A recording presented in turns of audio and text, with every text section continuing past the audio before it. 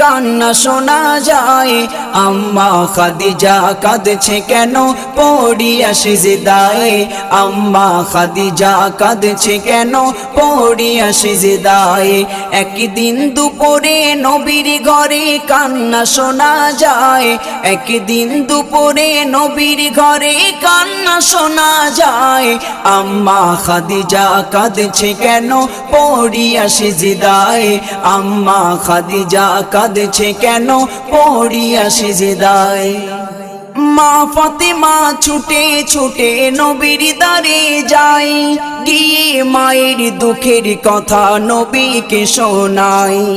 মা ফাতেমা ছুটে ছুটে নবীর দ্বারে যায়, গিয়ে মায়ের দুঃখের কথা নবীকে শোনায়।